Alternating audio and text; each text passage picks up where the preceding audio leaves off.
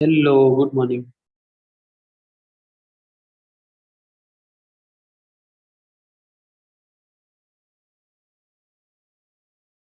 Hello धीरज, श्रेया, सार्थक की आवाज आ रही है? Good morning sir.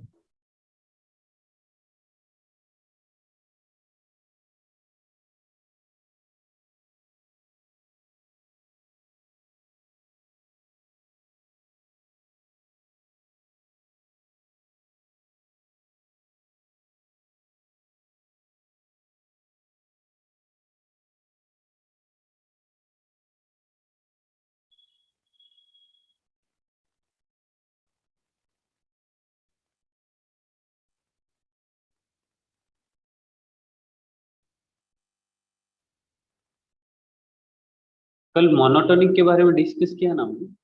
हाँ सर, कल वही था। सिंगल से क्वेश्चन भी किए ना? नहीं। ठीक है, आज करते हैं।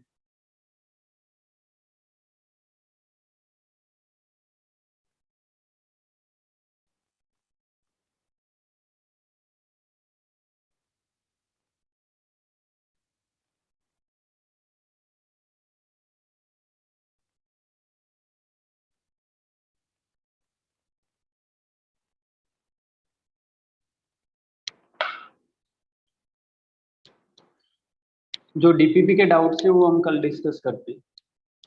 आज थोड़ा पढ़ लेते ताकि होमवर्क दे सके। जो एक्सरसाइज दिया था मैंने वो कंप्लीट हो जाएगा, क्योंकि इस वीकडे में कोई एक दिन ऐसा भी हो सकता है जब अपना लेक्चर नहीं होगा। कल का हो सकता है, परसों का हो सकता है, या फिर फ्राइडे का हो सकता है।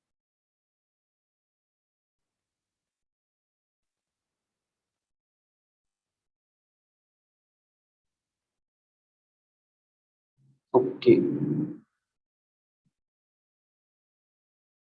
फर्स्ट क्वेश्चन का first.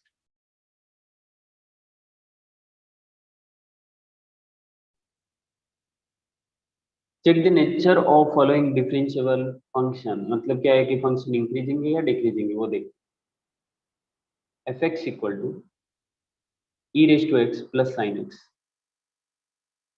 F dash x equal to कितना, इंक्रीजिंग या डिक्रीजिंग के लिए फंक्शन का डिफरेंशिएशन करेंगे। ई रेस टू एक्स का e raise to x, sine x का कॉस एक्स। ओके, तो ई रेस टू एक्स देखो, आर प्लस है, x belongs to R plus. जब एक्स की वैल्यू जीरो होगी, आर प्लस में वैसे जीरो नहीं हो सकती, लेकिन हम जीरो से कंसिडर करें। अगर एक्स की वैल्यू जीरो होती है तो एफ डैश जीरो कितना, e raise to zero plus cos zero. E raise to zero one, cos zero one, मतलब टू। और जैसे जैसे इसकी वैल्यू ज्यादा होगी, तो मतलब x इक्वल टू जीरो पे ये पॉजिटिव है, तो इससे ज्यादा वैल्यू होगी तो भी पॉजिटिव ही रहेगी, क्योंकि ये हमेशा पॉजिटिव रहेगी। तो ये ग्रेटर देन और इक्वल ग्रेटर देन जीरो है, मतलब फंक्शन इंक्रीजिंग, स्ट्रिक्टली इंक्रीजिंग। अच्छा ठीक है, स्टार्टिंग के कुछ क्वेश्चन हम डिस्कस नहीं करते यहाँ पे, क्योंकि ये ऑलरेडी अपना हो गया है, तो कुछ नया नहीं है इसमें। एक काम कर सकते टेक्स्ट हैं। बुक में सर इसी हम्म। ऐसे टाइप के सर हो गया लगता हाँ, इसी टाइप के देना। एक काम कर सकते हैं, ये फर्स्ट क्वेश्चन होमवर्क में, सेकंड क्वेश्चन भी होमवर्क में।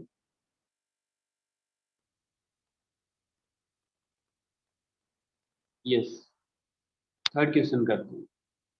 जो क्वेश्चन छोड़ रहा हूँ वो होमवर्क में लेंगे।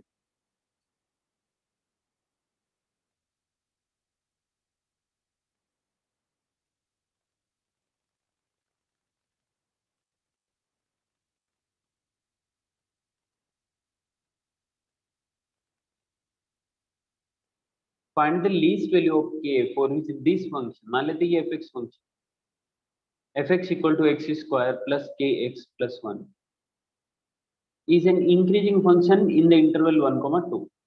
वैसे तो डायरेक्टली देख सकते हैं, क्वाड्रेटिक है, ऊपर की साइड को लेगा, माइनस बी अपॉन टू है। ओके, माइनस जो इस तरह का कर्व बनता है तो इसकी कोऑर्डिनेट क्या होता है, क्या श्रेया? ये अगर A minus. X square plus two a x square plus b x plus c है, तो इसके कोऑर्डिनेट क्या होंगे? -b/2a, -d/4a। हाँ, -b/2a, -d/4।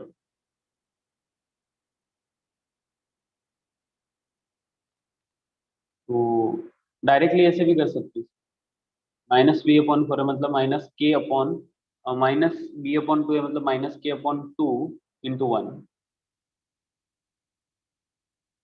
This is equal to 1, यानी कि k,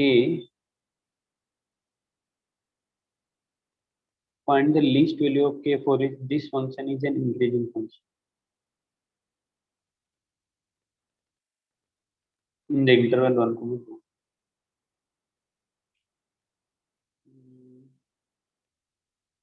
Okay, -b/2a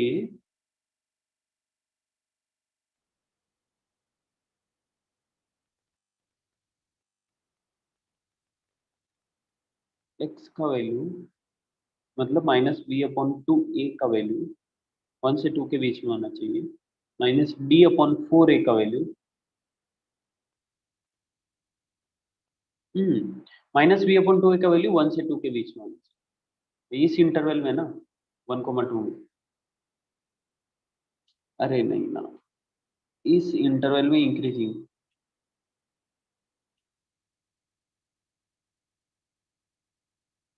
यानी कि k की किस वैल्यू के लिए ये एटलीस्ट 1 होगा, मतलब यहाँ 1 से स्टार्ट हो रहा है और यहाँ पे 2। वैसे तो k के बाद की और वैल्यू आ जाएगी, लेकिन k की किस वैल्यू के लिए ये पॉइंट 1 है, इसका मतलब यही हुआ। ओके, इसका मतलब -b/2 is equal to 1, k equal to -2, k equal to -2 आ रहा है इससे। ठीक है, हम एप्लीकेशन ऑफ डेरिवेटिव से करते हैं। f dash x is equal to 2x plus k।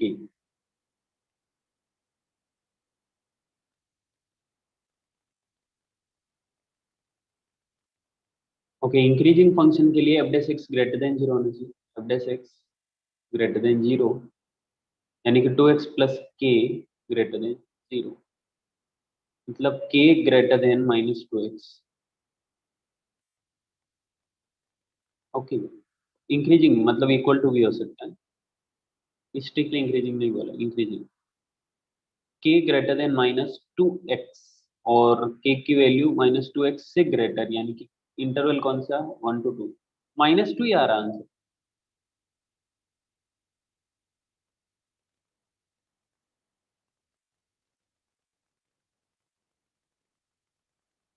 -2,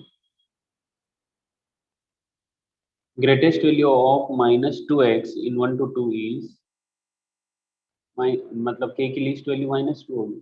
तो ये समझे क्या तुम? सर k की लीस्ट वैल्यू फाइंड करनी है ना। हाँ, यहाँ पे x कहाँ से कहाँ वेरी कर रहा है, 1 to 2, मतलब k ग्रेटर देन और इक्वल टू -2x होना चाहिए, हमें इस इंटरवल का बोला 1 to 2 का।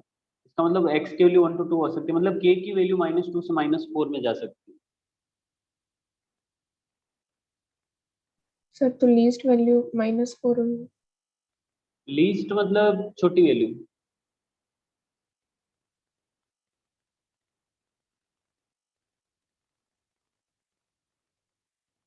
क्या श्रेया, लीस्ट मतलब छोटी वैल्यू ना, एटलीस्ट बोलते ना, एटलीस्ट मतलब कम से कम। सर तो -4 कम है ना। k should be greater than और इक्वल टू -2, तो लीस्ट वैल्यू -2। अरे हाँ रे, क्या कर रहे एक minute, k should be greater than और इक्वल टू -2, -2 से ग्रेटर कौन सी वैल्यू है?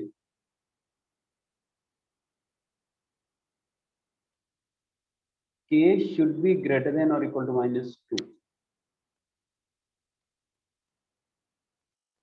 एंड दूसरा है k should be greater than और इक्वल टू -4।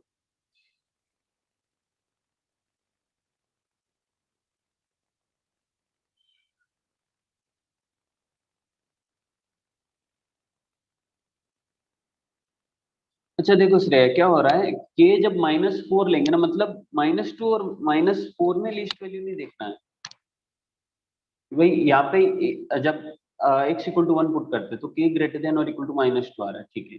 अगर 2 पुट किया तो k ग्रेटर देन और इक्वल टू -4 आ रहा है। अगर k ग्रेटर देन और इक्वल टू -2 लिया, मतलब इस इंटरवल में 1 to 2 में जो ग्रेटेस्ट वैल्यू ले रहे हैं, यानी कि यहाँ पे जो इसमें मतलब k की वैल्यू कहाँ से कहाँ जा रही है, -2 से -4। अगर 1 to 2 में देखे तो 1 to 2 में ग्रेटेस्ट इसमें डिसाइड करना है, -2 से -4 में, ठीक है। अगर k की वैल्यू -2 से भी ग्रेटर है तो -4 से तो ग्रेटर होगी, इसलिए -2 लेंगे।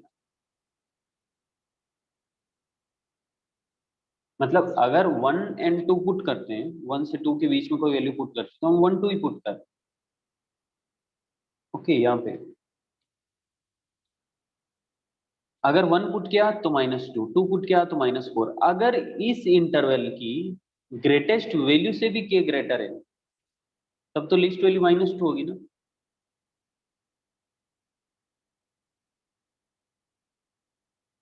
क्या श्रेया, नहीं समझा तुमने?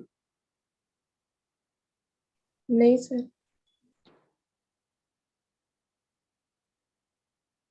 k ग्रेटर देन और इक्वल टू -2, मतलब -2x, x की वैल्यू 1 से 2 में जा रही है। देखो कैसे एक्सप्लेन करूं मैं इसको। इनमें जो ग्रेटर वैल्यू है भाई, अगर हम बोलते हैं ना k ग्रेटर देन और इक्वल टू -2 इंटू इधर कोई वेरिएबल है तो ग्रेटर किससे, अगर यहाँ पे -4 करते हैं और एक -2 करते हैं, अगर ये ग्रेटेस्ट वैल्यू से भी ग्रेटेस्ट है, मतलब k ग्रेटर देन और equal to greatest value of this interval, तभी तो इसको बोल सकते हैं ना। अगर मैं बोलूँ कि k ग्रेटर देन और इक्वल टू -3 है, सपोज -2 -4 के बीच में -3 है, तो ये रॉन्ग है। रॉन्ग इसलिए है क्योंकि k ग्रेटर देन और इक्वल टू -2 आ रहा है ना भाई। देखो k ग्रेटर देन और इक्वल टू -2 है, और -2 के बाद में जो भी है -4 तक सबसे ग्रेटर है। ओके, सबसे ग्रेटर है। तो एक ट्रू स्टेटमेंट कौन सा हो सकता है कि इस इंटरवल में जो ग्रेटेस्ट है, इस इंटरवल में जो ग्रेटेस्ट है उससे ग्रेटर होगा। क्योंकि अगर मैंने -3 लिया तो ये रॉन्ग हो गया, क्योंकि k इज ग्रेटर देन और इक्वल टू -2 भी आ रहा, -2.1 भी आ रहा, -2.2 भी आ रहा। इनमें जो ग्रेटेस्ट है वो, जैसे यहाँ पे इंटरवल आया ना 1 to 2, तो इसमें ग्रेटेस्ट कौन सा होगा इस इंटरवल में, -2 -4 to -2 में -2 होगा, इसलिए k ग्रेटर देन और इक्वल टू -2 लेंगे। हाँ सर, समझा। पूरा समझा क्या 100%? हाँ। ओके। और वैसे इससे भी देख सकते हैं हम, क्योंकि क्वाड्रेटिक है तो ऐसे डायग्राम बना के भी देख सकते हैं, जैसा मैंने स्टार्टिंग में एक्सप्लेन किया। ये -v/2 है ऐसे।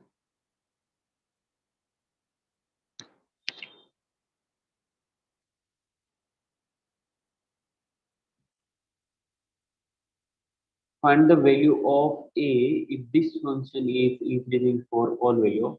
Okay, करके देखते हैं इसको।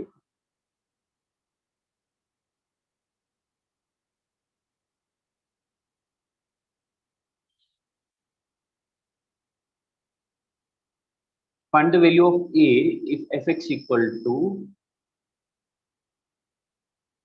2 into e raised to x minus a into e raised to minus x plus 2a plus 1 into x minus 3 is increasing for all values of x.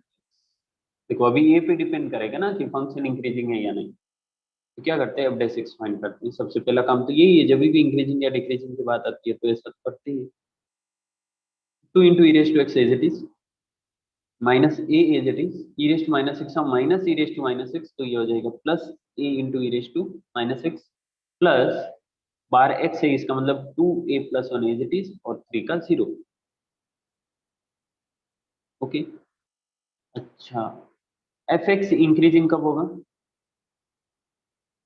जब f dash x greater than और equal to 0 होगा, यानी कि 2 into e raise to x plus a into e raise to minus x plus 2a plus 1 is greater than और equal to 0। हमें क्या find करना है, ए फाइंड करना है ना। इसमें x भी आ रहा साथ।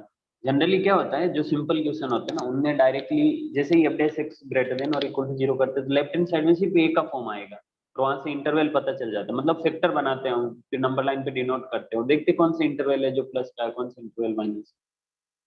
अभी x कुछ भी हो सकते हैं, यहाँ पे सारी x की वैल्यू के लिए फंक्शन इंक्रीजिंग होना चाहिए, मतलब ये f x ग्रेटर देन और इक्वल टू 0 होना चाहिए। तो फैक्टर बनाने का ट्राई करें क्या लेफ्ट हैंड साइड में? फैक्टर बन सकते हैं क्या, e raise to minus x में क्वाड्रेटिक बन सकता है, इसके अलावा कुछ नहीं दिख रहा है।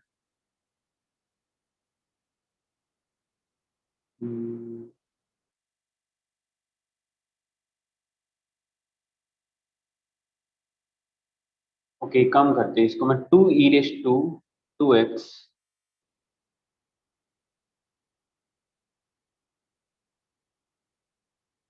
नहीं, लेकिन परफेक्ट स्क्वायर नहीं बनेगा।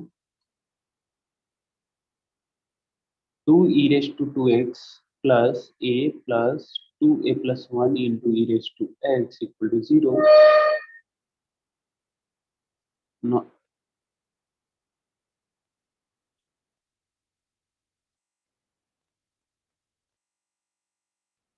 हम लोग क्या करते हैं जनरली, इस तरह का करने के बाद लेफ्ट हैंड साइड में फैक्टर बनाते हैं, और क्योंकि for all x belongs to r है, for all values of x, यहाँ से x को एडजस्ट कर सकते हो, उसका प्रॉब्लम नहीं है।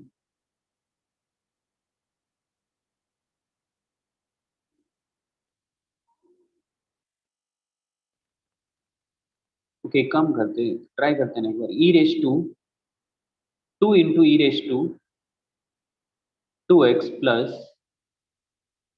2a plus 1 into e raise to x plus a is greater than और इक्वल टू 0। ठीक है, आपको पता चला क्या क्या मैंने इसको e raise to minus x को 1 upon e raise to x लिखा, एलसीएम लिया, और जो डिनोमिनेटर में e रेज़ टू x था वो 0 में चला गया, ऐसा बना।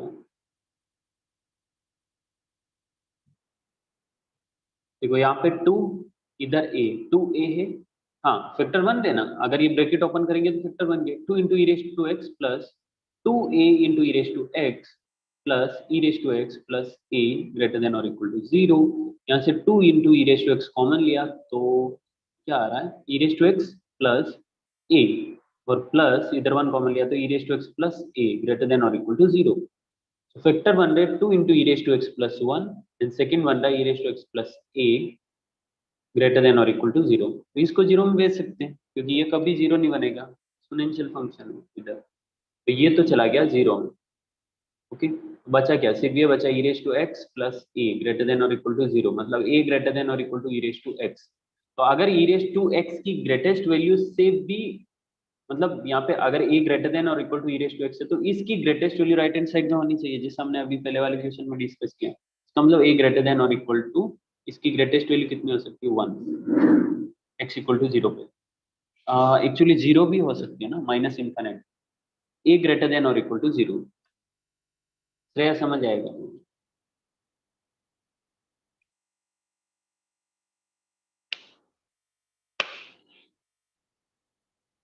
हेलो श्रेया, सार्थकी,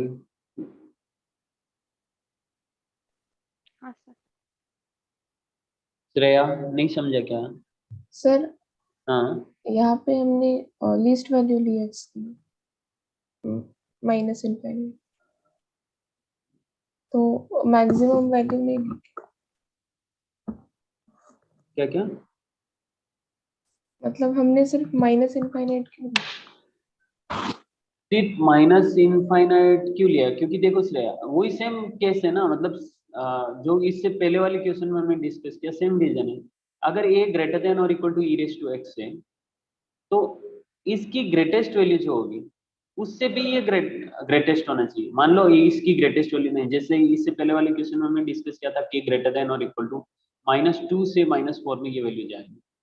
ठीक है, अगर हम बोल रहे हैं के ग्रेटर देन और इक्वल टू -2 है, अगर हम के ग्रेटर देन और इक्वल टू -2 का बोला तो ग्रेटर देन और इक्वल टू -3 भी होगा, -4 भी होगा, -3.5 भी होगा, -2.5 भी होगा। इसलिए सिर्फ हमने ये एक ही केस लिया था कि के ग्रेटर देन और इक्वल टू -2 है, उसके बाद का तो लेना ही नहीं, कोई मतलब ही नहीं। अगर मैं आपको बोलूं कि के ग्रेटर देन और इक्वल टू -2 है, फिर आप बोलोगे इसका मतलब तो हुआ कि k ग्रेटर देन और equal to minus five, yes है ना, मतलब ये केस नहीं ले सकते ना। अगर यहाँ पे राइट हैंड साइड में जो इंटरवल बन रहा है उसकी ग्रेटेस्ट वैल्यू ही लेनी, अगर k ग्रेटर देन और इक्वल टू माइनस टू है तो माइनस थ्री से भी तो ग्रेटेस्ट ही है, इसलिए यहाँ पे एक ही केस लिया कि इसकी ग्रेटेस्ट वैल्यू क्या आ सकती है, e रेज़ टू x की जो ग्रेटेस्ट वैल्यू है वही राइट हैंड साइड में लेगी, वो देखना है कि x कहाँ से कहाँ तक, अब माइनस इनफाइनाइट से इनफाइनाइट है तो ई एक्सपोनेंशियल फंक्शन की ग्रेटेस्ट वैल्यू 0, इसलिए राइट हैंड साइड में सिर्फ माइनस इनफाइनाइट थी।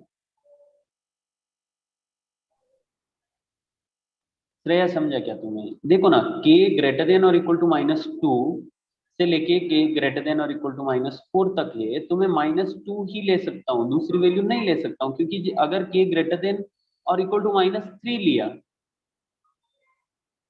k ग्रेटर देन और इक्वल टू माइनस थ्री लिया, इसका मतलब ये नहीं पॉसिबल है, क्योंकि k ग्रेटर देन और इक्वल टू माइनस थ्री मतलब माइनस 2.5 भी आ रहा है, लेकिन इसके अकॉर्डिंग नहीं आ रहा है, k ग्रेटर देन और इक्वल टू माइनस टू ही है, माइनस 2.5 नहीं है, इसलिए राइट हैंड साइड की ग्रेटेस्ट वैल्यू लेते हैं जब ग्रेटर देन और इक्वल टू होता है।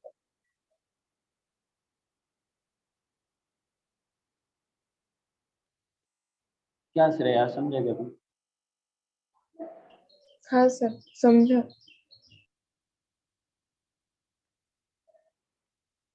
मुझे नहीं लगता तुम्हें अच्छे से समझा है। नहीं सर, समझा, अभी कंफ्यूजन हो। एक मिनट में बेटर तरीके से एक्सप्लेन कर सकता हूँ इसको।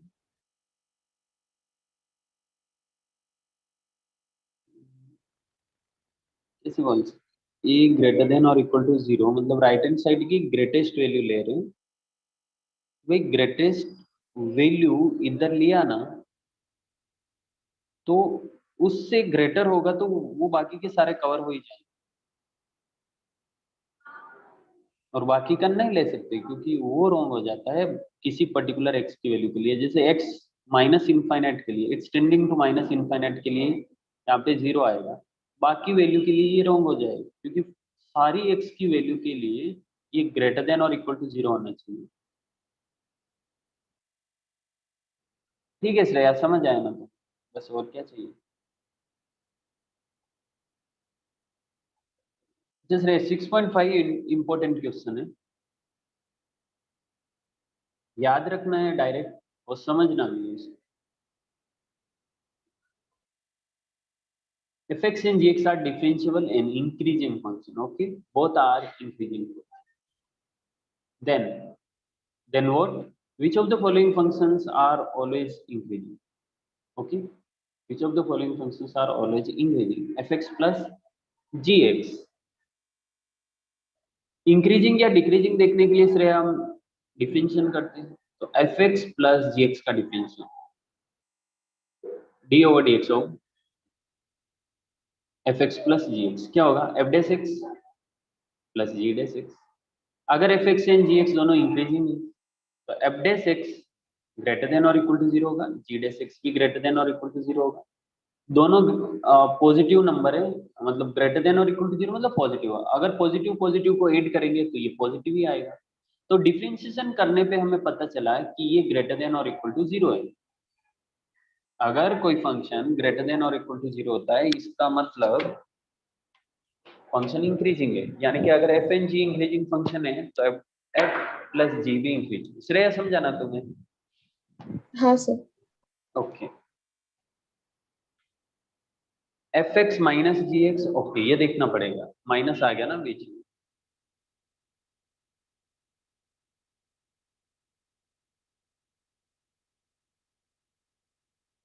ओके सेकेंड देखते हैं ना पहले, f x into g x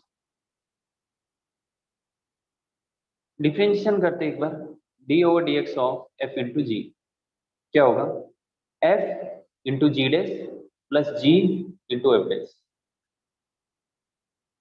ठीक है, हमें देखना है कि f into g dash plus g into f dash positive है या नेगेटिव है। अच्छा, तो क्योंकि f इंक्रीजिंग फंक्शन है इसका मतलब एफ डैश पॉजिटिव है, ग्रेटर देन और equal to zero, simply plus लिखोगे इसमें, ये पॉजिटिव है, जी डैश भी पॉजिटिव है, एफ एंड जी के बारे में क्या कह सकते हैं? ये पॉजिटिव है, मान लो एफ नेगेटिव हुआ, जी भी नेगेटिव फंक्शन हुआ, ओके, यानी कि किसी इंटरवल में अगर एफ डैश और जी डैश दोनों पॉजिटिव है, लेकिन एफ एंड जी उस इंटरवल में नेगेटिव है,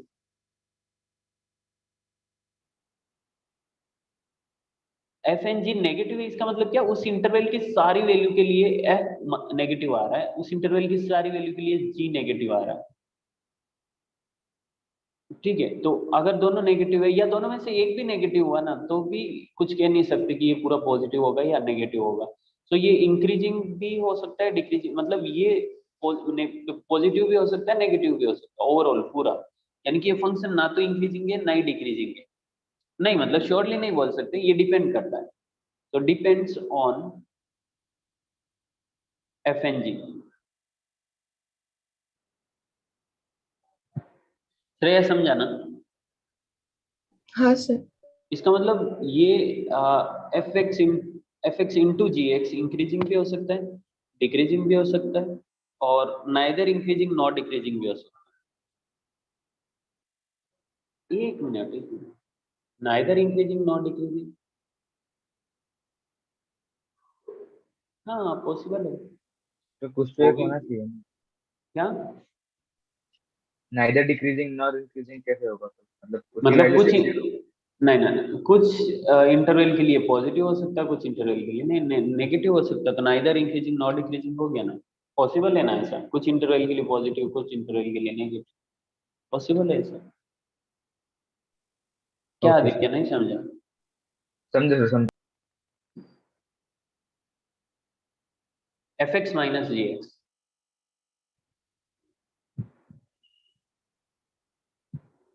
इसका डिफरेंशियल क्या आएगा, f dash x minus g dash x.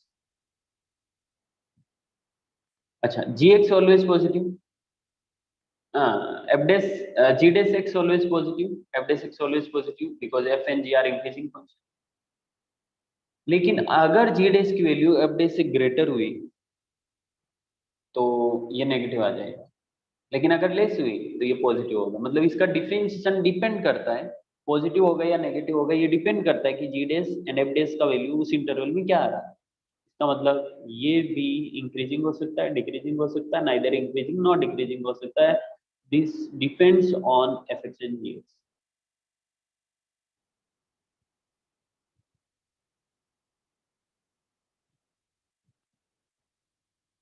ठीक है श्रेया, कोई डाउट है क्या इसमें?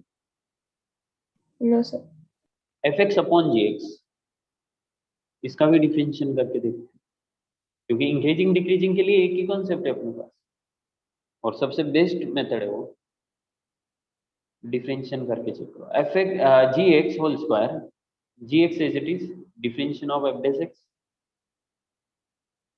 श्रेय अभी समझ गए होंगे, मतलब आगे करने की जरूरत नहीं, ये भी सेम केस होने वाला है, ये भी f x and g x पे डिपेंड करेगा, बिकॉज न्यूमरेटर में माइनस आ रहा है, तो एफ एंड जी पे डिपेंड करेगा कि वो माइनस है कि प्लस है, क्योंकि f dash x and g dash x तो पॉजिटिव है, तो अभी g x and f x पे डिपेंड करेगा, सही ना?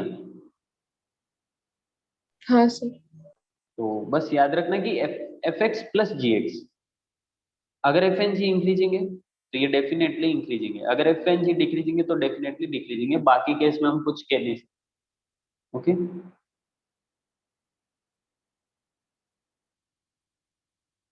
तो यस, इंक्रीजिंग है तो इंक्रीजिंग में बी इंक्रीजिंग और डिक्रीजिंग, और नाइदर इंक्रीजिंग नॉट डिक्रीजिंग भी पॉसिबल है, ठीक है। क्योंकि अगर कोई फंक्शन इंक्रीजिंग है, इसका मतलब ये नहीं कि फंक्शन की वैल्यू नेगेटिव नहीं हो सकती है। अगर वो थर्ड एंड फोर्थ क्वाड्रेंट में है तो फंक्शन की वैल्यू नेगेटिव आ सकती है, भले ही इंक्रीजिंग हो, तो एफ एंड जी भी नेगेटिव हो सकते हैं, इसलिए नाइदर इंक्रीजिंग नॉट डिक्रीजिंग भी पॉसिबल है, सिर्फ ये दो केसेस नहीं। ओके, सेम यहाँ पे भी, और मे भी पॉजिटिव और नेगेटिव, इसका मतलब यहाँ पे भी 60 तक ये समझ आ रहा है ना बराबर? हाँ sir. Okay, question number 6, f x is differentiable function, g x is this, then prove that g is increasing whenever f is increasing. Wow, अच्छा क्वेश्चन है। अपने को बताना है एफ एंड जी में एक रिलेशन गिवन है और हमें बताना है कि जी तब तब इंक्रीजिंग होगा जब एफ इंक्रीजिंग होगा, ये प्रूव करना है।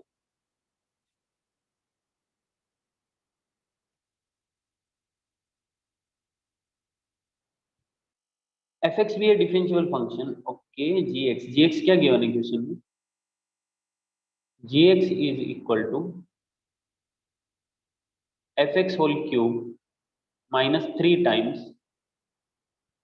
F x square plus 4 times f x plus 5x plus 3 into sine x plus 4 into cos x. वो खत्म ही नहीं हो रहा है तो ठीक है, जान दो। हमें ये तो पता चला है ना एफ इज इंक्रीजिंग, मतलब एफ डैश एक्स पॉजिटिव है। तो हम क्या करते हैं, जी एक्स का नेचर पता करने के लिए डिफरेंशिएट करते हैं इसका। G dash x equal to कितना, 3 times f x whole square into f dash x minus 6 into f x into f dash x plus 4 into f dash x plus 5 plus 3 cos x minus 4 sin x। Okay, ऐसा बना क्या?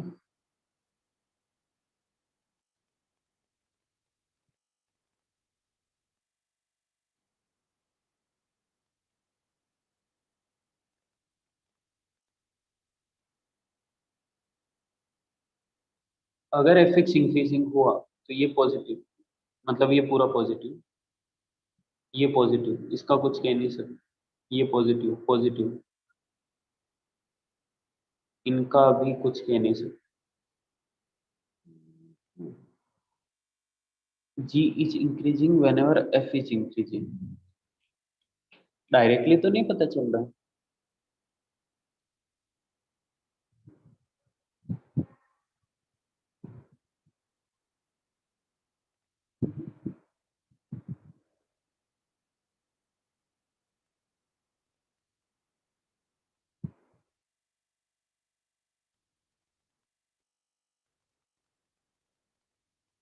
अगर इधर upon 5 किया हमने, ठीक है, ये एक फॉर्मूला बन जाएगा।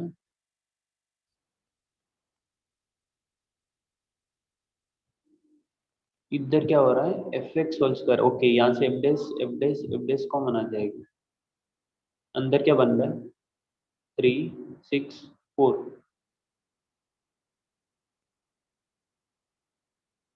F x square F x, okay. आगे थोड़ा सा करते हैं ट्राई। अपने को क्या करना, जी डैश एक्स देखना है कि जीरो कहाँ पे हो रहा है, या फिर जीरो करने की जरूरत नहीं, हम यहाँ से एफ डैश एक्स कॉमन लेते हैं। एफ डैश एक्स कॉमन लिया तो 3, मैं एफ एक्स को वाई कंसिडर कर रहा हूँ, 3y square minus 6y plus 4 plus 5 plus, अगर इधर अपॉन 5 किया तो कॉस में आ जाएगा, लेकिन वो भी माइनस तो रहेगा, माइनस प्लस तो रहेगा। इसको एज इट इज रखते हैं, जरूरत पड़ने पे थोड़ा और सिंप्लीफाई करेंगे, ठीक है। 3y square minus 6y plus 4 कितना बन रहा है, 12। तो ये तो परफेक्ट स्क्वायर नहीं बन रहा है, अदरवाइज यहाँ से भी कुछ कंक्लूजन निकाल सकते थे हम लोग।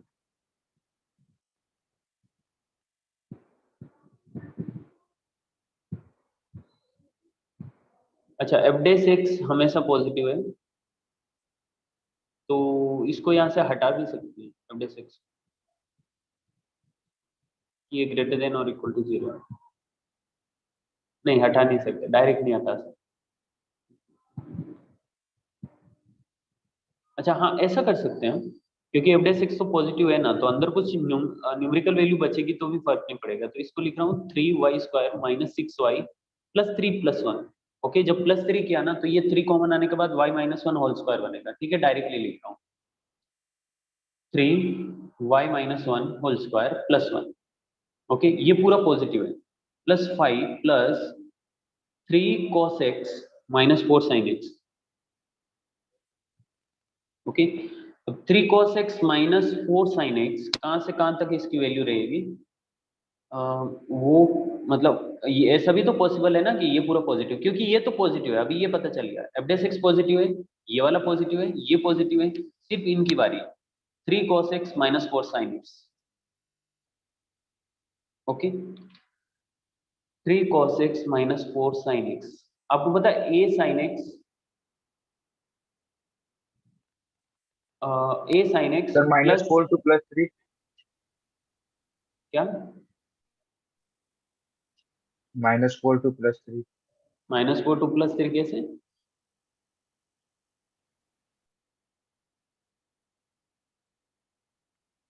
नहीं रे, a sin x माइनस b cos x, इसकी value under root of a square plus b square से लेके plus under root of a square plus b square तक जाती है।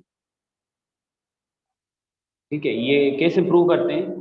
देखो यहाँ पे अगर मैं under root of a square plus b square under root of a square plus b square से डिवाइड करके मल्टीप्लाई भी करता हूँ, तो मल्टीप्लाई वाला साथ में रखता हूँ, फिर ये एक फॉर्मूला बनता है कॉस या साइन में, और कॉस या साइन की वैल्यू होती है -1 से 1 के बीच में, और जो डिनोमिनेटर में आया था अपना वो left hand side right hand side में मल्टीप्लाई, मतलब कॉस कुछ भी आ रहा है अंदर, कॉस समथिंग आ रहा है, और साथ में इसकी वैल्यू -1 से +1 के बीच में। देखो हमने जो डिवाइड किया था under root a square plus b square, उसे हम मल्टीप्लाई भी करेंगे under root a square plus b square. अगर इसकी वैल्यू मतलब ये डिवाइड करने के बाद जो कुछ पूरा बना उसकी वैल्यू -1 से 1 के बीच में, यानी कि इसकी वैल्यू कहाँ से कहाँ तक, किस किस के बीच में, minus under root a square plus b square से plus under root a square plus b square के बीच में। श्रेया समझ आएगा ये तुम, या प्रूव करके दिखाओ? नहीं सर समझे। ओके ठीक है, इसकी वैल्यू तो ये हटा रहा हूं मैं, अपना जो काम की चीज है वही लिख रहा हूँ, minus under root a square plus b square to plus under root a square plus b square, यानी कि 3 cos x minus 4 sin x, इसकी वैल्यू -5 से +5 के बीच में। Okay, under root 9 + 16 is 5, so -5 से +5 के बीच में रहेगी। ठीक है, -5 से +5 के बीच में। अच्छा हाँ, +5 भी तो हो रहा है ना यहाँ पे, तो 0 से लेके 5 + 3 cos x minus 4 sin x 10 तक, 0 से लेके 10 तक है, यानी कि ये पॉजिटिव है, 0 से लेके 10 तक है, चाहे x कुछ भी हो, ग्रेटर देन और equal to 0, and this is greater than 0। अच्छा इंक्रीजिंग है ना, तो इक्वल टू 0 भी हो सकता है, f(x) 0 भी हो सकता है, so overall this is greater than और इक्वल टू 0। ठीक है, अच्छा यहाँ पे ऐसा लग रहा था थोड़ा सा देखने पे कि ये नेगेटिव भी हो सकता है, लेकिन इसको भी तो ध्यान में रखना ना कि +5 भी है साथ, तो ज्यादा से ज्यादा ये कितना नेगेटिव हो सकता है, -5 तक हो सकता है, लेकिन +5 ऐड हो रहा है इसमें, इसलिए 0 तक जा सकता है, उससे नीचे नहीं जाएगा। ओके श्रेया, समझाना अच्छे से। हाँ sir.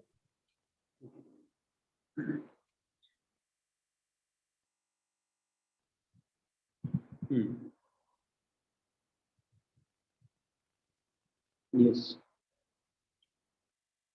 Okay next question, for each of the following graph comment whether fx is increasing or decreasing or neither increasing nor decreasing।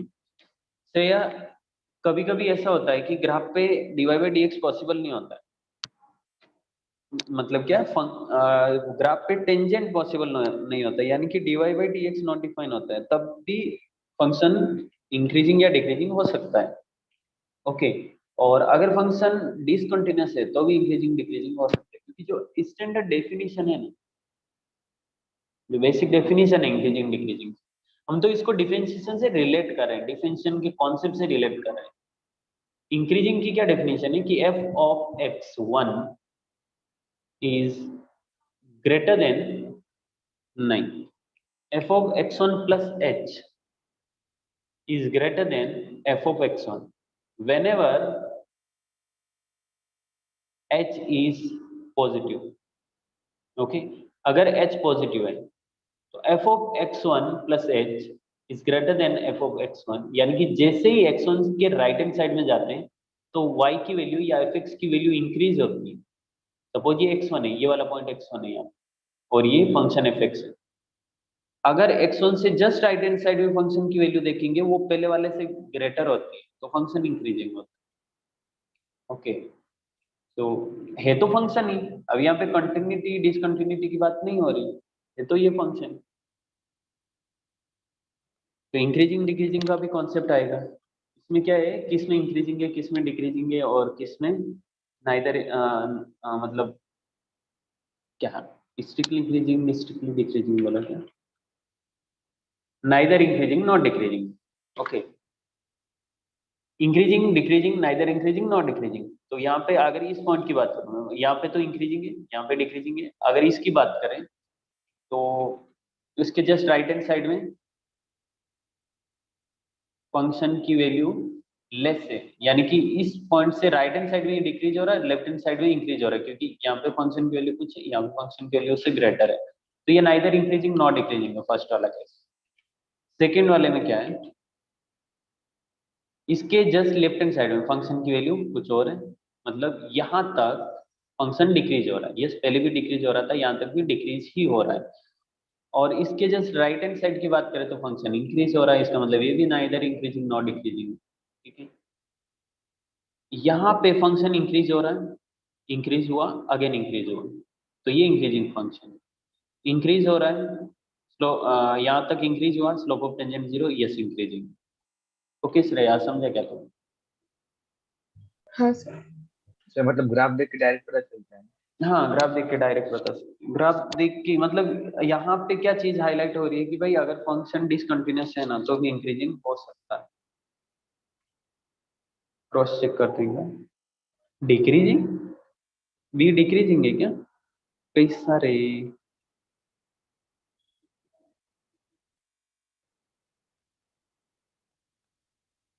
अरे सिर्फ x इक्वल टू ए पे पूछा है। Yes, x equal to a पे पूछा है तो decreasing, क्योंकि इसके जस्ट लेफ्ट हैंड साइड में फंक्शन की वैल्यू ग्रेटर, इस पॉइंट पे लेस, इसके राइट हैंड साइड में फिर लेस, तो फंक्शन डिक्रीज हो रहा है। श्रेया करेक्ट करना है इसको, सिर्फ हमें x इक्वल टू ए पे पूछा है कि x इक्वल टू ए पे फंक्शन का नेचर क्या, ओवरऑल नहीं पूछा है।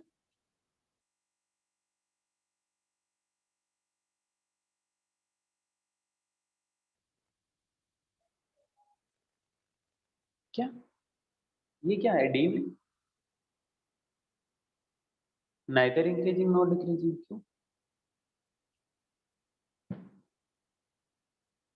तो भाई स्लोप ऑफ टेंजेंट अगर एक्स एक्सिस के पैरेलल होता है, ये पैरेलल नहीं है क्या,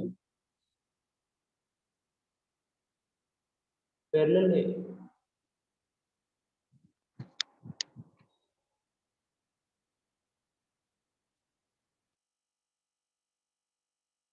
नहीं, कुछ भी बोल रहे हैं, ये कट करना है इसको, ये इंक्रीजिंग है। जब स्लोप ऑफ टेंजेंट 0 होता है तब हम इंक्रीजिंग बोलते हैं। ये स्ट्रिक्टली इंक्रीजिंग की डेफिनेशन, मतलब अगर स्ट्रिक्टली इंक्रीजिंग पूछा होता तो ये करेक्ट होता ना, इधर strictly increasing not strictly decreasing, ये है अभी इंक्रीजिंग। क्या श्रेया, सही ना? हाँ सर बी का समझा। बी का, ओके। देखो डिक्रीजिंग की क्या डेफिनेशन होती है कि अगर x इक्वल टू ए पे मुझे फंक्शन का नेचर चेक करना है, x इक्वल टू ए पे, तो f of A minus H, यानी कि ए के जस्ट लेफ्ट हैंड साइड में जो फंक्शन की वैल्यू है वो ग्रेटर होगी सबसे ज्यादा, किससे, एफ ए से। वही फंक्शन डिक्रीज हो रहा, मुझे इस पॉइंट पे देखना है, तो इसके जस्ट लेफ्ट हैंड साइड में फंक्शन की वैल्यू ज्यादा होगी x इक्वल टू ए के कंपेरिजन, और राइट हैंड साइड में फंक्शन की वैल्यू इससे भी कम होगी, एफ ऑफ ए प्लस। और ऐसा है ना, इसमें इस पॉइंट पे चेक कर रहे हैं, मतलब x इक्वल टू ए पे जस्ट लेफ्ट हैंड साइड में फंक्शन की value greater, x equal to a पे उससे लेस, और a प्लस एच पे उससे लेस। समझा कैसा है? हाँ सर। और ये करेक्ट करना है इसको, ये नाइदर इंक्रीजिंग नॉट डिक्रीजिंग नहीं, इंक्रीजिंग है ये, इक्वल टू होता तो भी इंक्रीजिंग रहता। ठीक है, हम 2 मिनट का ब्रेक लेते हैं, उसके बाद आगे कंटिन्यू करेंगे। 8:23 हुआ है, 26 पे वापस से join.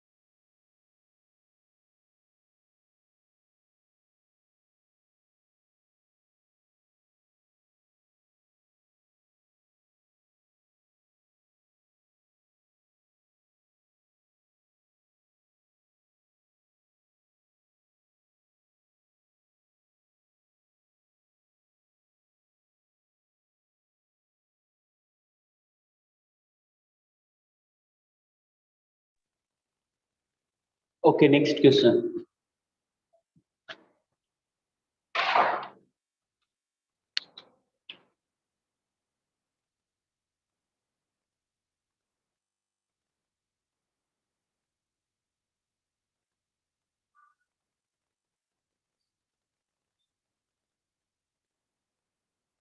Find the complete set of values of lambda for which this function is strictly increasing at x equal to 1. Okay, सिर्फ x इक्वल टू 1 की बात हो रही है। लेमड़ा की वो सारी वैल्यू फाइंड करना है जिसके लिए फंक्शन इंक्रीजिंग हो जाएगा। ठीक है, क्या करेंगे, जस्ट लेफ्ट हैंड साइड में फंक्शन की जो वैल्यू आ रही है और जस्ट राइट हैंड साइड में जो फंक्शन की वैल्यू आ रही है उसके बीच में लेमड़ा होना चाहिए। सिंपल सी बात है।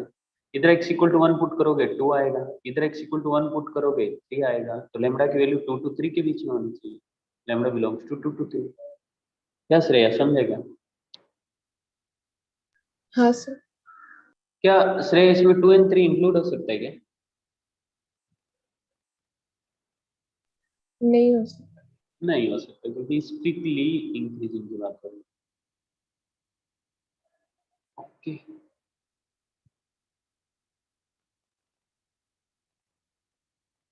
ये क्या कर रहे हैं लोग? डिफरेंशिएशन क्या है, क्या जरूरत थी भाई? हाँ, डिफरेंशिएशन से कर सकते हो, कर डायरेक्टली भी तो कर सकते हैं ना, जो बेसिक डेफिनेशन है। ओ, 2 and 3 को इंक्लूड भी किया।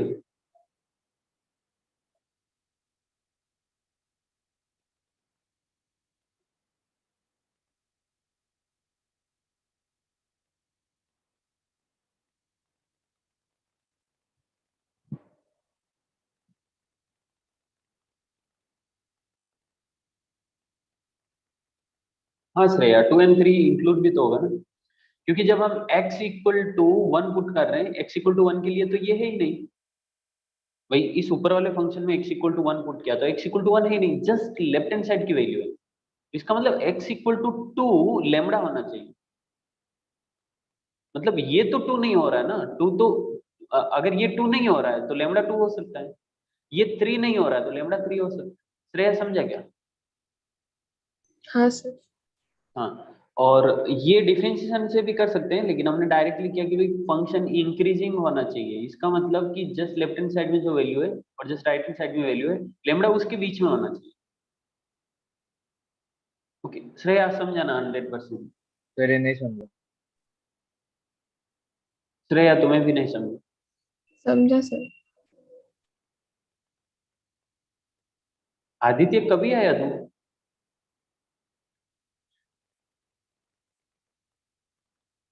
देख, अगर फंक्शन इंक्रीजिंग है x इक्वल टू 1 पे, अच्छा पहली बात तो left hand side right hand side function अलग अलग है, तो वैसा ही बनाते हैं। सपोज लेफ्ट हैंड साइड ऐसा फंक्शन है, नहीं एक लाइन है लेफ्ट हैंड साइड, और राइट हैंड साइड कुछ ऐसा फंक्शन है, यहाँ से लेते हैं इसको, ये x इक्वल टू 1, इसके जस्ट लेफ्ट हैंड साइड में ये x प्लस 1, इधर फंक्शन है लेमड़ा, इधर मतलब ये लेमड़ा है, और इधर राइट हैंड साइड में x square minus x plus 3। तो लेमड़ा की क्या क्या वैल्यू हो सकती है अगर फंक्शन को इंक्रीजिंग बनाना है? तो ये फंक्शन इंक्रीजिंग है x प्लस 1, ये भी इंक्रीजिंग है राइट हैंड साइड, और चेक करने की जरूरत नहीं है क्योंकि जब बोला है ना स्ट्रिक्टली इंक्रीजिंग है, लेमड़ा की क्या वैल्यू होनी चाहिए कि स्ट्रिक्टली इंक्रीजिंग होगा? x इक्वल टू 1 पे, एक मिनट है, सिर्फ x इक्वल टू 1 का पूछा है ना? ओके, ये इंक्रीजिंग हो भी सकता नहीं भी हो सकता, फर्क नहीं पड़ेगा, और चेक करने की जरूरत नहीं। ठीक है, तो x square minus x plus 3, अगर x की वैल्यू इस x इक्वल टू 1 इसमें पुट किया तो यहाँ पे वैल्यू आएगी 3, और x इक्वल टू 1 इसमें पुट किया तो ये आ रहा 2, यानी कि लेमड़ा की वैल्यू 2 and 3 के बीच की ही होनी चाहिए, इसके अलावा नहीं हो सकती। प्रॉब्लम क्या बताए, अगर लेमड़ा की वैल्यू सपोज 4 है, ओके, ये 2 कहाँ पे वैल्यू हो रही है? x इक्वल टू 1 पे हो रही है, x इक्वल टू 1 पे हो रही है, मतलब जस्ट नीचे 2 से लेस वैल्यू है भाई। x इक्वल टू 1 पे इस लाइन में x इक्वल टू 1 पुट किया तो वैल्यू 2 आ रही है, मतलब जस्ट लेफ्ट हैंड साइड में वैल्यू 2 को अप्रोच कर रही है। ओके, इस फंक्शन के लिए जब x 1 को अप्रोच कर रहा है तब ये फंक्शन 2 को अप्रोच कर रहा है, यानी कि ये जस्ट नीचे वैल्यू 2 की साइड जा रही है और जस्ट राइट हैंड साइड में वैल्यू भी 2 की साइड जा रही है। नहीं, जस्ट राइट हैंड साइड में ये 3 को जा रही है, तो लेमडा की वैल्यू कहाँ से कहाँ तक हो सकती है? 2 से 3 तक हो सकती है। भाई अगर लेमडा की वैल्यू 4 हुई, लेमडा की वैल्यू अगर 4 हुई तो ये x इक्वल टू 1 है सपोज इधर, इससे पहले फंक्शन की वैल्यू x इक्वल टू 1 पे 2 को अप्रोच कर रही है और लेमडा की वैल्यू हमने 4 कर दी और जस्ट राइट हैंड साइड में वैल्यू 3 की साइड जा रही है 3 को, और बाद में कैसा भी कर्व हो सकता है। तो ये इंक्रीजिंग नहीं हुआ ना। इंक्रीजिंग की क्या डेफिनेशन है कि x इक्वल टू 1 पे जो फंक्शन की वैल्यू उसके लेफ्ट हैंड साइड में उससे लेस होनी चाहिए, राइट हैंड साइड में उससे ग्रेटर होनी चाहिए। ओके, जस्ट मतलब उसके लेफ्ट हैंड साइड में लेस वैल्यू होनी चाहिए, यानी कि 2 से लेस होनी चाहिए, राइट हैंड साइड में ग्रेटर होनी चाहिए, मतलब 3 से ग्रेटर होनी चाहिए। तो लेमडा की वैल्यू क्या हो सकती है? 2 से 3 के बीच में हो सकती है। आदित्य समझा क्या तुम?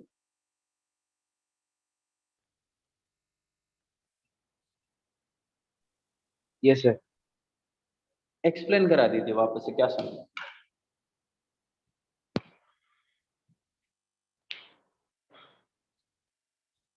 कम ऑन आदित्य, क्या कर रहे ऐसे नहीं एक्सप्लेन कर सकता। हैं? तो कैसे, जैसे भी कर सकता कर रहे हैं।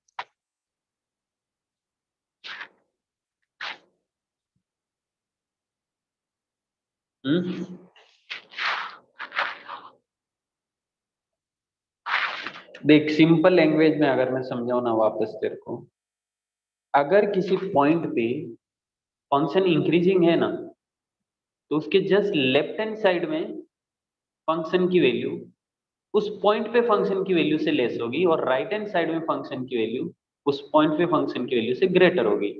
सपोज x इक्वल टू 1 पे फंक्शन की वैल्यू आ रही है 4, तो राइट हैंड साइड में 4 से ग्रेटर आएगी और लेफ्ट हैंड साइड में 4 से कम आएगी। जब लेफ्ट हैंड साइड में इसकी वैल्यू 2 आ रही है और राइट हैंड साइड में इसकी वैल्यू 3 आ रही है, तो मतलब इसकी वैल्यू 2 और 3 के बीच में होगी। Yes sir.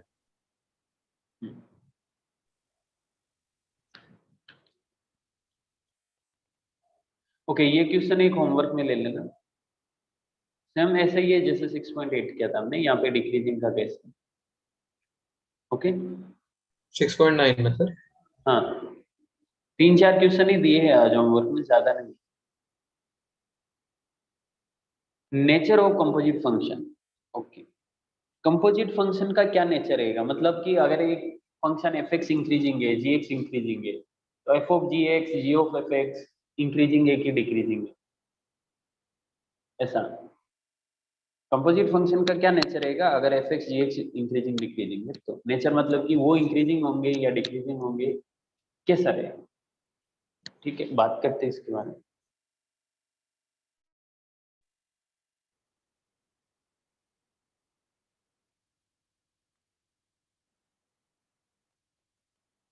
ओके, ये भी साइड में रखते हैं हम लोग, रेफर करेंगे।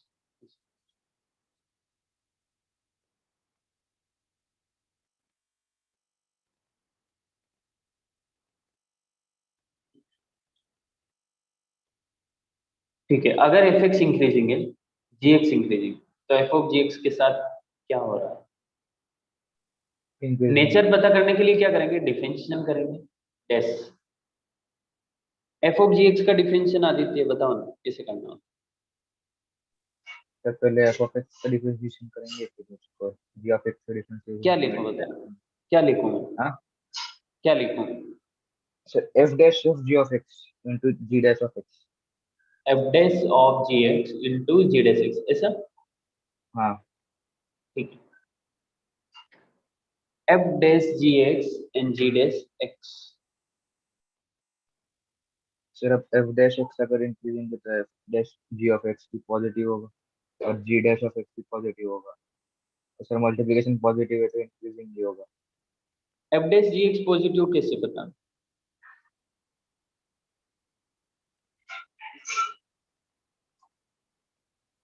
Sir f dash of x मतलब हम लोग को बोला नहीं इंक्रीजिंग है एफ डैश ऑफ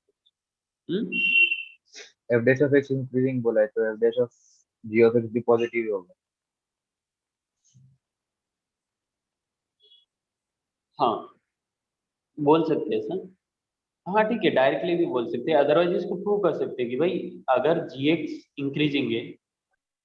इंक्रीजिंग है मतलब यहाँ पे अगर कोई x की वैल्यू पुट करेंगे, सपोज वो 4 आ रही है, उससे ग्रेटर वैल्यू पुट करेंगे तो वहां पे 4 से ग्रेटर आएगी यानी कि 5 आएगी। और एफ डैश क्योंकि इंक्रीजिंग है, इसका मतलब 4 पे जो वैल्यू आ रही है, जो 5 पे वैल्यू आ रही है, वैसे डायरेक्टली भी बोल सकते हैं, अदरवाइज इसको देखना है, प्रूव करना है, तो वो तरीका ये रहता है, क्योंकि एफ डैश से पॉजिटिव है, ये भी पॉजिटिव है, इसका मतलब ये इंक्रीजिंग है, चाहे वो एफ ऑफ जी एक्स हो या जी ऑफ एफ एक्स हो, फर्क नहीं पड़ेगा, इंक्रीजिंग ही रहेगा। अगर एफ एक्स डिक्रीजिंग है और जी एक्स भी डिक्रीजिंग है, तो भी ये दोनों पॉजिटिव नेगेटिव नहीं, उस नेगेटिव केस होंगे में ये तो नेगेटिव हो पॉजिटिव। जाएगा। हाँ, इस केस में भी ये इंक्रीजिंग रहेगा। तो याद रखना तो याद रख सकते हो, अदरवाइज आपको ज्यादा से ज्यादा 10 सेकंड लगेंगे ये पता करने में कि कौन सा इंक्रीजिंग है कौन सा डिक्रीजिंग, बस ये पता होना चाहिए कि कैसे किया हमने। अच्छा, अगर एफ एक्स इंक्रीजिंग है बट जी एक्स डिक्रीजिंग है, तो ये डिक्रीजिंग हो गया, कैसे हुआ समझ आया होगा। अगर ये डिक्रीजिंग ये इंक्रीजिंग तो भी डिक्रीजिंग रहेगा। ठीक है श्रेया, समझा ना तुम? सर सर एक भी ये डिक्रीजिंग ऐसे होगा तो डिक्रीज हो जाएगा। क्या क्या धीरज क्या बोल रहे हो? दोनों में से सर एक भी नेगेटिव होगा तो डिक्रीजिंग हो जाएगा ना। हाँ, ये श्रेया। सर ये मतलब ऐसे डिफरेंशिएशन करके समझ में आता है, बट ऐसे डायरेक्टली देखें कि एफ एक्स डिक्रीजिंग है और जी एक्स भी डिक्रीजिंग है, तो एफ ऑफ जी एक्स मतलब एफ के अंदर हम जी एक्स की वैल्यू डाल रहे हैं हम्म उस पॉइंट पे, तो अगर एफ हम्म डिक्रीजिंग है तो एफ ऑफ जी एक्स भी डिक्रीजिंग होना चाहिए, वो एफ ही है ना, इसे समझ में नहीं ओके, आता। ये सेकंड वाला केस। हाँ ठीक है, देखो कैसे।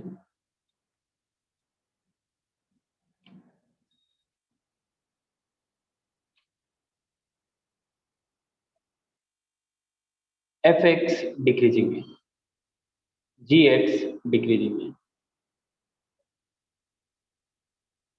यहाँ पे श्रेय सपोज ये x1 वैल्यू है, x1, और इधर ये x2, तो f ऑफ gx में दो केस ले रहा हूँ, f of gx1 and f of gx2।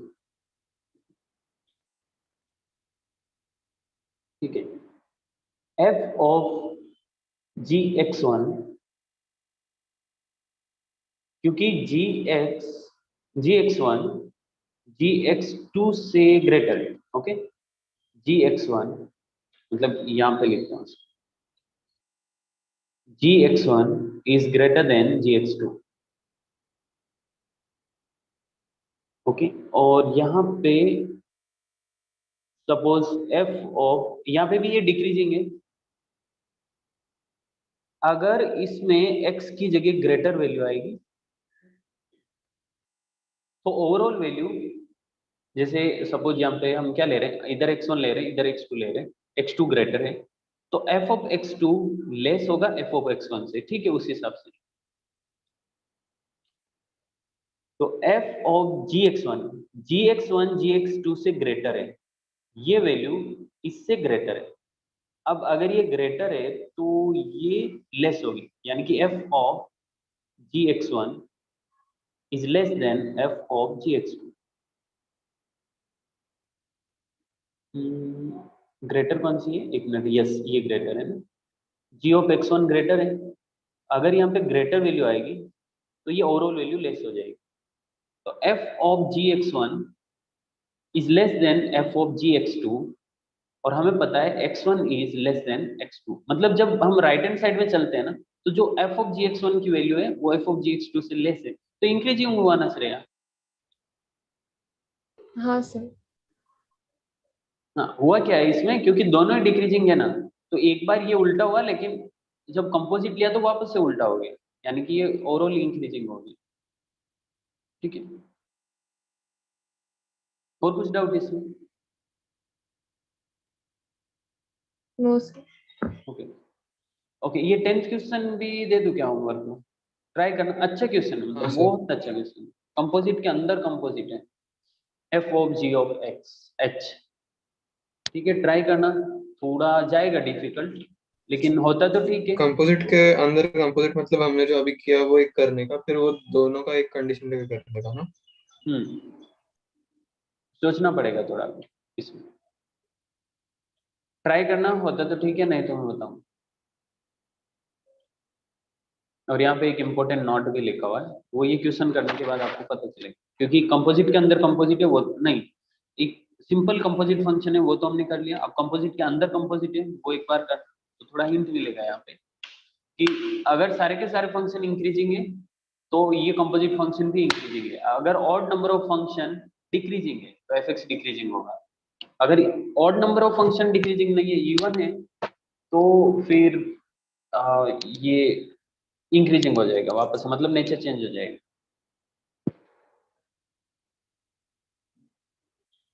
ठीक है, 6.11 को अभी के लिए छोड़ सकते हैं, 6.12 भी ठीक है। ये एक्चुअल में जो इंक्रीजिंग डिक्रीजिंग की बेसिक डेफिनेशन है ना, उस बेस्ड पे क्वेश्चन है। ओके, मोनोटोनिक फंक्शन के बारे में डिस्कस करते हैं। यहाँ पे ये डेफिनेशन मोनोटोनिक फंक्शन की, हाँ सही लिखी हुई, जो एक्चुअल में डेफिनेशन है वही है, या तो फंक्शन इंक्रीजिंग है, या फंक्शन स्ट्रिक्टली इंक्रीजिंग, या डिक्रीजिंग है, या फिर स्ट्रिक्टली डिक्रीजिंग है किसी इंटरवल ए बी में, तो हम बोलेंगे कि इस इंटरवल में ये मोनोटोनिक फंक्शन। ठीक है, हम x बिलोंग्स टू r के लिए बात नहीं कर रहे, x बिलोंग्स टू r के लिए भी हो सकता है, लेकिन पूरी x बिलोंग्स टू r के लिए function increasing decreasing strictly increasing strictly decreasing होना चाहिए, लेकिन जरूरी नहीं है। अगर फंक्शन इस तरह का है, फंक्शन इस तरह का, सिर्फ एक ए बी इंटरवल की बात करें,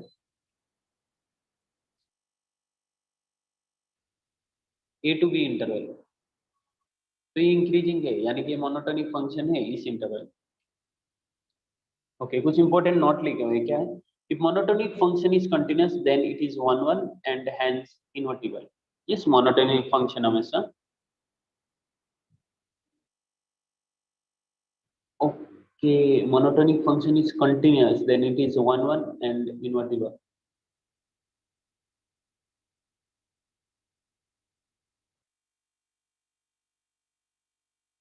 not all the 1 1 or invertible function are monotonic।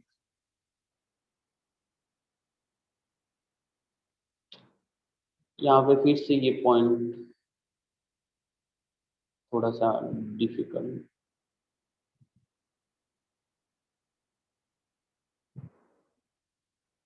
ये पॉइंट तब ट्रू हो सकता है जब बुक की डेफिनेशन को फॉलो करें। बुक की डेफिनेशन बोल रही है कि सिर्फ स्ट्रिक्टली इंक्रीजिंग स्ट्रिक्टली डिक्रीजिंग ही होना चाहिए, और अगर कोई continuous strictly decreasing strictly increasing function होता है तो वो 1 1 हो सकता है और इनवर्टिबल होता है, क्योंकि जहाँ पे स्लोप ऑफ टेंजेंट 0 हो रही है वहाँ पे एक से ज्यादा पॉइंट मिल सकता है जहाँ फंक्शन की वैल्यू सेम है, यानी कि मैनी 1 हो सकता हो, तो 1 1 नहीं होगा, इनवर्टिबल नहीं होगा। ठीक है, इसको अभी होल्ड करते हैं, जो एक्चुअल में सही डेफिनेशन है, बुक की है, सेंगेस की है, या फिर कोई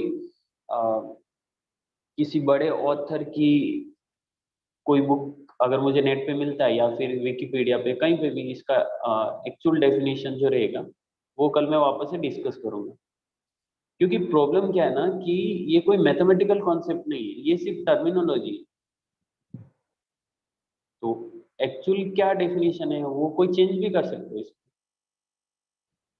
लेकिन अगर ये पॉइंट ट्रू है तब ये चीज यहाँ से हटनी चाहिए, मतलब जो बुक में लिखा हुआ है वो टेक्स्ट बुक में, अपने स्टेट बोर्ड की टेक्स्ट बुक में लिखा हो वो करे, बहुत सारी बुक में ये भी दिया रहता है। तो आज मैं कंफर्म पता करके इस बारे में एक फाइनल कंक्लूजन पे आएंगे कि क्या होना चाहिए। ओके, ठीक है, अभी के लिए इसको इधर ही रखते हैं होल्डर। तो फिर मोनोटोनिक फंक्शन के बारे में आगे कुछ डिस्कशन भी नहीं होगी, ये 3 इंपॉर्टेंट नोट लिखे हुए ये तो होना नहीं, इन्वर्टिबल के बारे में भी बात हो रही है। नॉन मोनोटोनिक फंक्शन तो क्लियर है, जो ना तो हमेशा डिक्रीजिंग होता है, ना ही हमेशा इंक्रीजिंग होता है, वो नॉन मोनोटोनिक।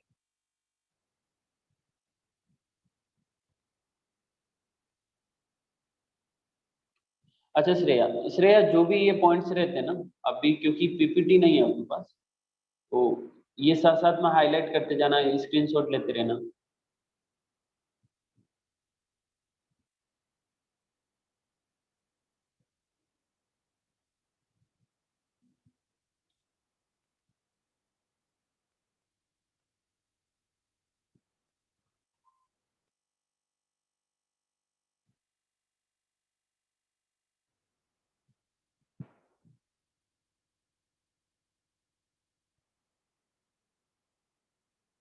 ये इसमें मार्कर किधर है?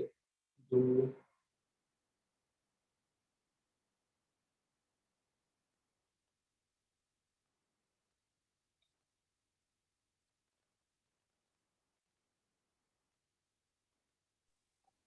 फिर वहाँ पे हाइलाइटर है ना, ड्रॉ के बाजू में। किधर? इरेजर के साइड ड्रॉ में। के बाजू में। इरेजर के साइड में? नहीं तो हाइलाइटर दिख रहा है ना हाईलाइट सर, दिखा है ना, हाईलाइट। स्पॉटलाइट दिख रहा मुझे, हाईलाइट नहीं। सर आपका वहाँ पे वो जूम का ही आ रहा होगा। तो जूम को कंसोल नहीं सर, जूम को कंसोल नीचे रखो। तो sine x is less than और 0 for all x belongs to, उसके ऊपर लिखा है। ओके, ये पीडीएफ में क्या? हाँ पीडीएफ का। हाँ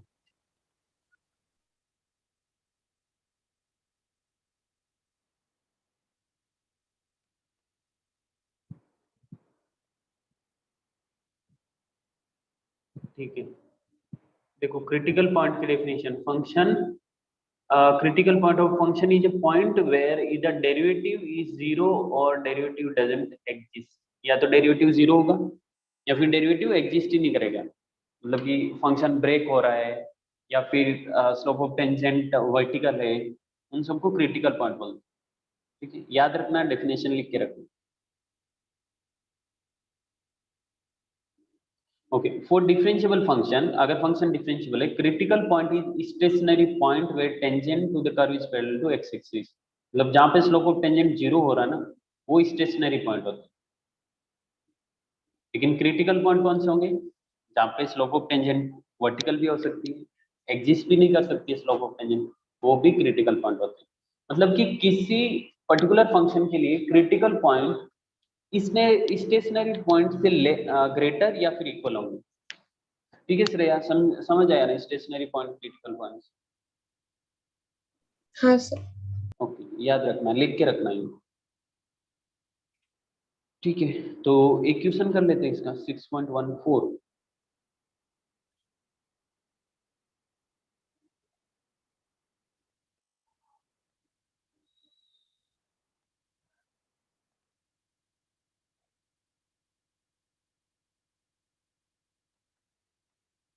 Find the critical points and stationary points of the function fx equal to x minus 2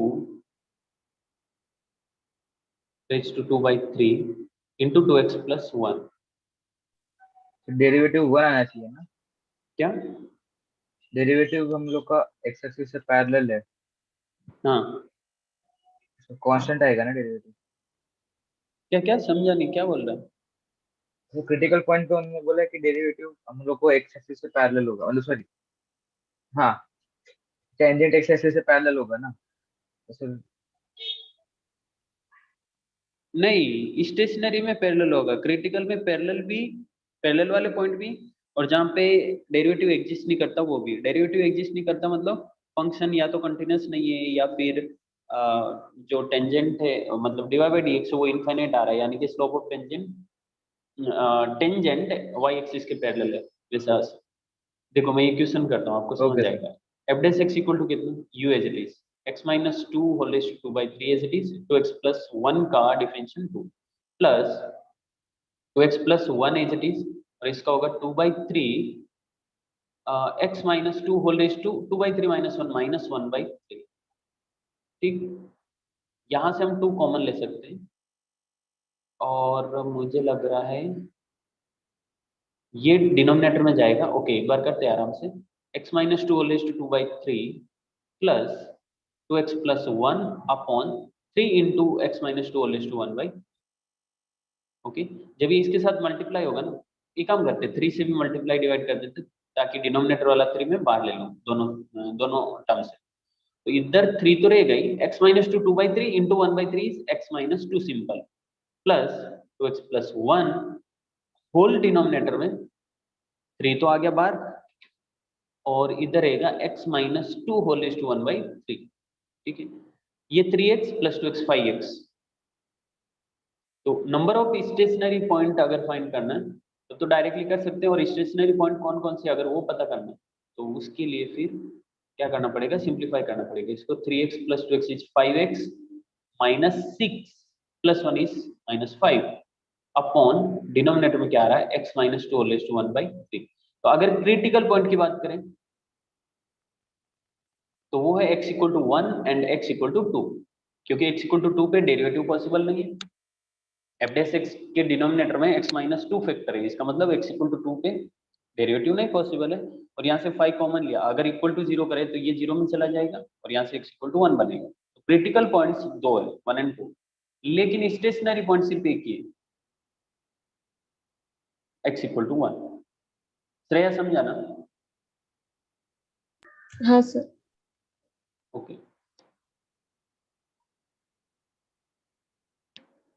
yes, 1 2 critical point and 1 is stationary point.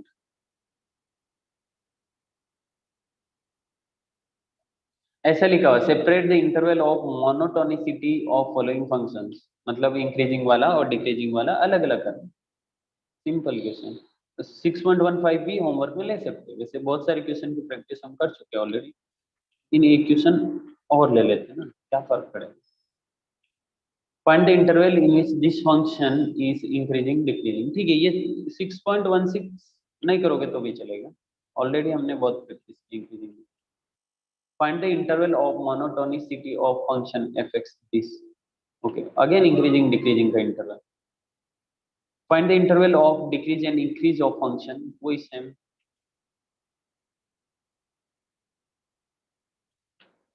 let gx and fx plus f of 1 minus x and f double dash x greater than 0, okay, x 0 से 1 में belong करता है। find the interval of increase and decrease of gx, it is given that fx and gx are differentiable function। Okay, ये अच्छा question, ठीक है, homework में ले लो ना सर यार, ट्राई करो एटलीस्ट एक बार। अच्छा क्वेश्चन एक ही दिया है आज में, जिसमें आपको सोचना पड़ेगा 6.1 में।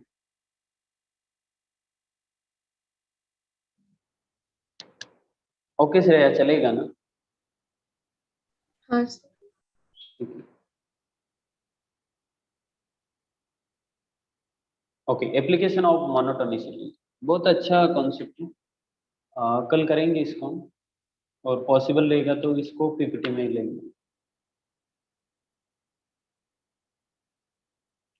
ओके, इसके बाद concavity of curve and point of inflection.